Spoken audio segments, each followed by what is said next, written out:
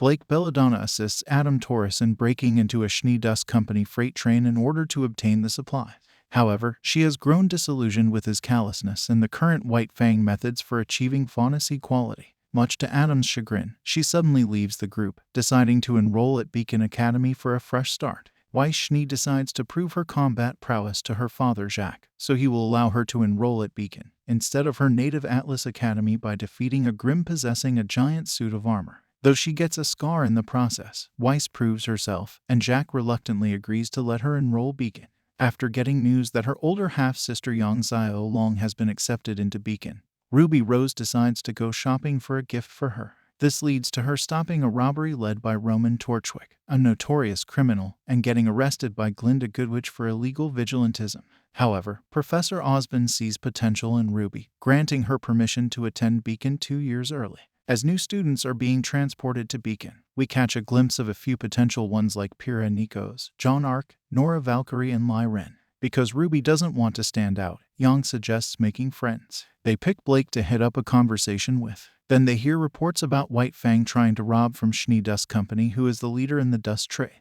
This is when Weiss interjects because she thinks they are talking bad about her company, especially Blake accusing her company of exploiting the powerless as slaves, especially half-humans known as faunus. Too bad this friendship didn't even take off, as all are not interested in being friends with each other. A message from Osmond and Glinda that the newbies will soon take a test. They are to be dropped into some forest and head over to some ruins to get relics. Along the way, they will fight Grimm, and they are warned to take it seriously or lose their life. Weiss tries to pair up with Pyrrha since she is quite a popular celebrity. However, John tries to do the same, and Pyrrha may take a liking for him since he is more honest and sincere with his words. The test begins as everyone is ejected into the forest. Ruby and Weiss end up traveling together. Safe to say, both don't get along well, as Weiss accuses her of being short-tempered while Ruby accuses her for trying to be perfect.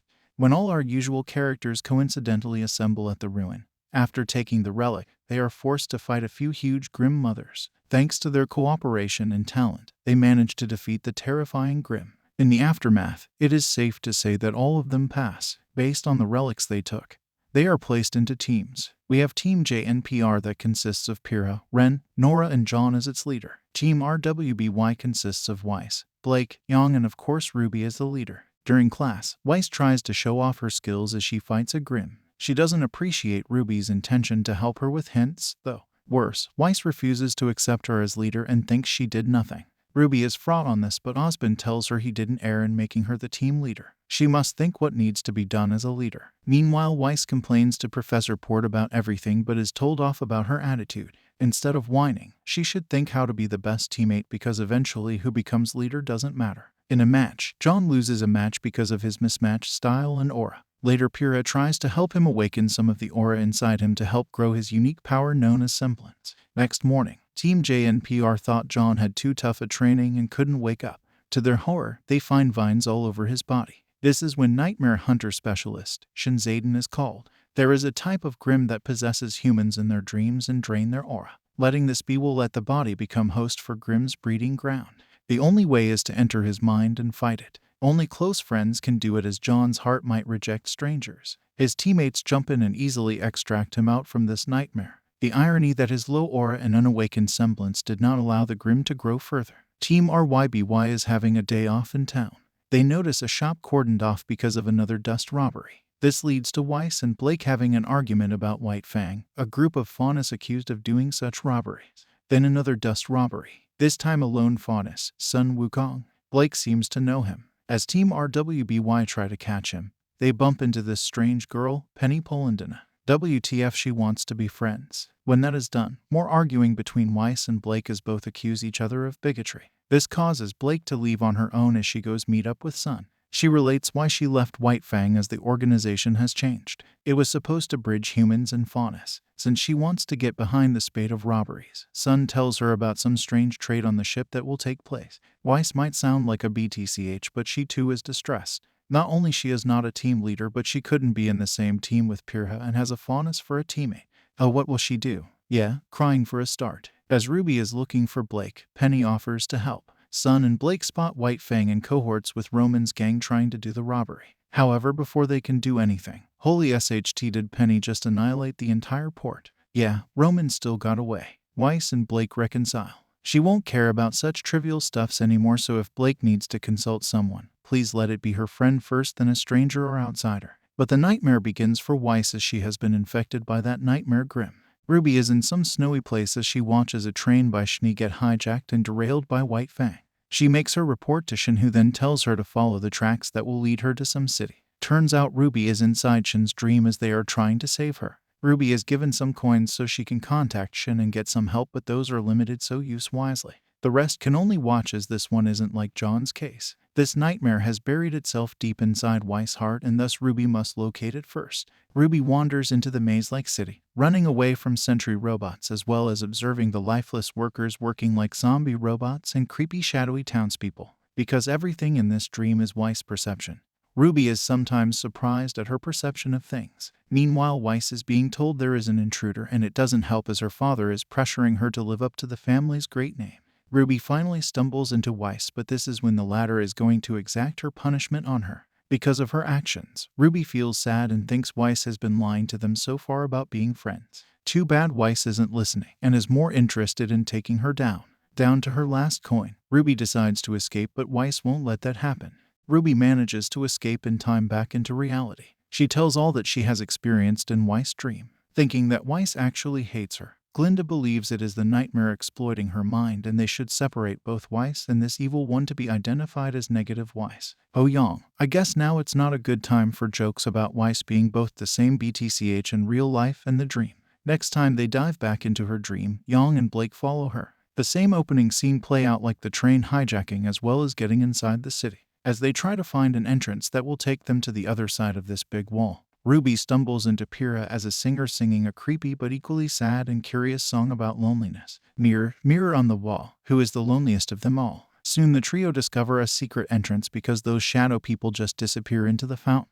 After doing so and ending up on the other side of the tower, they have been spotted and orders are given to capture them to be locked in the tower. It seems only Yang and Ruby get caught. Then after being locked in a room, Blake manages to pick the simple lock to free them. Yeah, this place's security is so paltry. Yang stays back so as to fool the guards while Ruby and Blake go in search of Weiss. It won't take long before they meet. Blake fights Weiss, but this is only as distraction to buy time for Ruby to go get Yang as they use the relic to find the nightmare that is possessing Weiss' heart. While finding it is easy, looks like it won't get any easier as Weiss stands before them. She accuses them for various things like Ruby trying to betray her for protecting what is precious, Yang for spoiling and coddling Ruby too much, and of course being a racist towards Blake, as there is no place for fairness here. In a nail-biting fight against Weiss and her Grimm, right before they escape back to reality, looks like Ruby got scratched by one of those nightmare vines. Shin tells them that the markers they have placed have all been destroyed, meaning they have to start from scratch again. However, they have to make this third time the charm because Shin has already been drained of her aura and needs time to recuperate. This means if they fail the next time, Weiss' life will be in danger. As Shin rests, the rest need to come up with some plan. Yang stumbles into Penny as they talk about dreams and maintenance. Blake confides with Sun about change and acceptance. Ruby talks with Team J and PR about the version she sees them in Weiss' dream. Ren's view that she may not be imprisoning them but rather protecting them. So when all gather, they have a great plan formulated. Talking to Shin about this, she commends on the brave idea of changing things in a dream, but this is only if it has positive effects. A negative one will see resistance. Then they talk about the precedent that is in John's case, basically using this guy as guinea pig and decoy for Nightmare to allow them to freely move about. There is a risk he might die in the dream, though. Oh well, for the sake of friendship. The friends dive back into Weiss' mind to find the key to her heart, and this time they have to race against time as Shin is now short on aura. No reminder needed that Weiss will lose her life. Back to the snowy dream, realizing the effects remain the same. They believe they can change the dream. So when the train arrives, Ruby and Co fight and kill off the hijackers. For the first time this is a success, so much so when Weiss receives the report that the train will finally be coming to her kingdom, she is in shock on what to do. Well, better hurry up and open the gates before the train crashes into the wall. Just in time and like magic, the gates open as Ruby and Co have a free ride passing through town and stopping where they need to be. Of course, more pressure from Weiss by her father to take responsibility since it is obvious Aphanis was riding the train. She's going to take care of it. John starts to experience allergies from the cold and all. Going into the camp alone, his presence is ignored by the sentry robots. Then he notices his Team J and PR teammates behind the cell. He fools the dumb door guard to let him in. Why, it's like a nice cozy carnival here. His pals warm him up and there are lots of food to eat. However, there are also lots of Weiss lolies. As John left the door open, the lolies run out to have fun. Other guards try to stop them, but it seems anything they touch get infected by their desire to have fun and be free. John sees a relic in there, takes it and passes it to RWBY. In the name of freedom, everyone starts to fight against the oppressors as the town starts to descend into havoc. However, that will soon change as the Weiss lolies turn giant size and everyone else turning hostile against them. Yup, it's that Ice Queen. She is here as she activates the giant sword building whatever this monstrosity. Time for their punishment. Weiss is turning things back to normal and restoring order as she throws back who are supposed to be in prison. Only that way they can have the freedom to do as they wish. John manages to contact Shin for a short while to learn that the nightmare is taking advantage of Weiss resisting hard. If it is successful, Weiss will no longer wake up. When even John gets thrown into prison, he realizes the nightmare is also slowly creeping into the place and attacking them. He realizes the relic has been protecting this place. John, Pyrrha, and a handful of Weiss lolies manage to escape and seek refuge in the train. Meanwhile, RWBY, Young, and Blake continue their search for the core of the nightmare. Weiss gets in their way again, and as they fight, Young and Blake get thrown out, far away outside from the kingdom. RWBY loses the relic after she realizes her hand is infected with the nightmare. Weiss seizes this chance to destroy the relic. John rendezvous with RWBY and brings her back to the train to tell what he has learned. Because those in prison aren't supposed to be set free, as this is the only way they can do whatever they pleased. This makes RWBY feel guilty that she may have done more harm than good. She starts blaming herself for being a bad leader unlike Team JNPR, while Team RWBY is an embarrassment. Meanwhile, Young and Blake are in some unknown snowy parts. Before them a huge mansion. They learn this is where those who aren't welcomed into the kingdom are imprisoned here. Like Faunus, Weiss returns, and it seems many are pleased with her keeping the order. This will allow them to attain true sleep. Weiss then crushes her own relic. RWBY wakes up and finds Weiss up and well. She is happy as Team RWBY celebrates this success. Everybody soon steam in and start clapping. Even her father. Those lowly Weiss and sentry robots too. Something is wrong. Yup, nightmares starting to creep around her. RWBY and Weiss having a nice chat, like as though they're great friends. Eventually Weiss tells her if she doesn't want to lose anything precious, just lock them up carefully and put them to sleep. Obviously RWBY is trapped within a dream inside a dream. Yeah, nightmare really getting to her. Not sure how, but John using his aura to let RWBY touch his sword, and just like that she breaks free from nightmare. Meanwhile, Weiss starts singing the mirror song before entering a glass coffin for her eternal slumber. As Young and Blake explore the mansion, seeing other docile White Fang members, this makes Blake realize she and Weiss are similar. She used to think Schnee and those persecuting Faunus are terrible people, although deep in her heart she knew they weren't all that way. But she convinced herself that they are hostile so as to give a reason to fight them. Instead of using brute force that will not work in Weiss' dream, Blake has a better plan. With RWBY's desire to free Weiss, not sure how she knows to drive the train that will take them to where the main building is. Okay, whatever, as you say. So as she finally drives the train there, this is where all the robot guards attack and make the train stop dead in its tracks. Now they have to face Weiss as RWBY tells her to let them pass if she trusts them. Safe to say, she doesn't. RWBY gets her ass handed to her, and it would have been even worse and more embarrassing had not White Fang suddenly fall from the hole in the sky to attack. Young is back, Blake is back, and she's going to kick ass to show which is superior. This was what Blake planned. Realizing she is no match for negative Weiss in this dream, the only way is to become her equal. That's right, she will become negative Blake by accepting the nightmare into her. She is confident that after saving Weiss, they can come save her, fighting fire with fire. Young disagrees with this very risky plan as she is worried Blake will lose herself in this dream.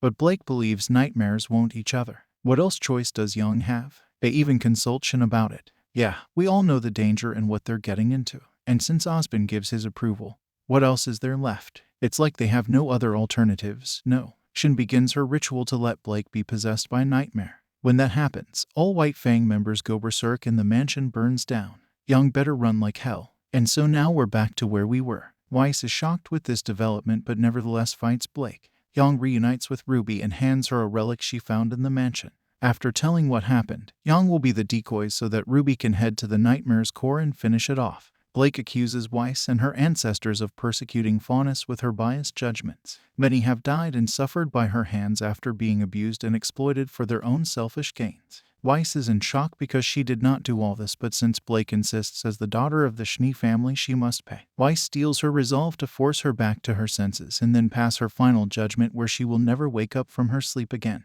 RWBY gets ready to fight the final level boss. Blake still accusing Weiss of her atrocities and all. Weiss tries to reason she did her best to fix things but realizes this is not the Blake whom she knows. As Young rides and punches her way through her enemies, she stumbles into a part of the building and sees a glimpse of a young Weiss past, talking to her grandpa about serving the nation not because he is king. Grandpa told her that she too will leave the house and that the family will be like a castle protecting her. Then in time, she will become a castle to protect others. That point will make her very proud, so build the grandest and most noble castle in her heart. RWBY manages to find the trick of this nightmare and defeats it. Now Weiss is freed from her nightmare possession. All that is left is Blake. Better hurry as she is going berserk and burning the entire place down. So I guess this means RWBY and Weiss, happy to see each other again, will have to wait until they defeat Blake. Sure, the nightmare has dug deeper into her heart, but with Young pressuring her to wake up, she just needs that little moment of her sanity returning to use that final coin to pull herself out from this negative shell. Team RWBY is back as a whole as they combine their combos to take down negative Blake.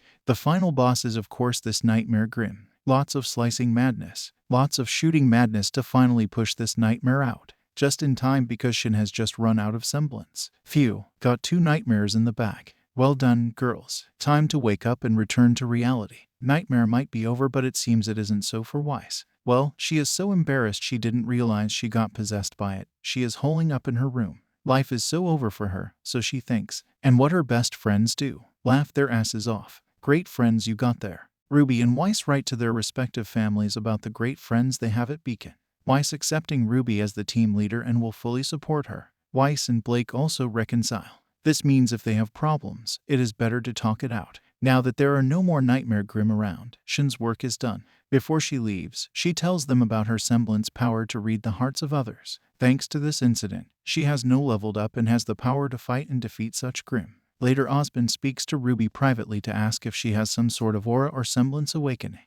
Well, not that she remembers, but hell yeah, power of friendship, if that is considered semblance. Osmond then does the same to Blake. He hopes she can help bridge the divide between faunus and humans, although Blake remains skeptical. However, Osmond has his suspicions she is from White Fang as she has no prior records. Since Blake claims she is not withholding any secrets from him, he trusts her and lets her go. Blake talks to Weiss after this, Weiss promising her teammates will help keep her secret as Blake assures that she will not return to White Fang or use her power and knowledge for destruction but to protect.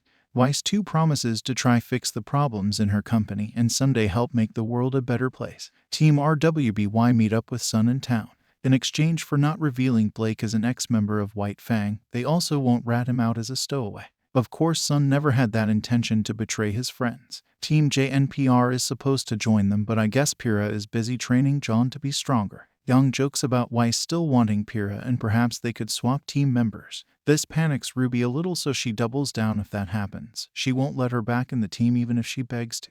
Well, good news. Nobody is leaving or swapping. On the last day of vacation, RWBY has come up with this huge pile of plan to have fun. I don't know if this is part of it, but they initiate a food fight. Oh my, please don't waste food. This is the end of my video. So please watching all of my anime recap series. Thanks for watching.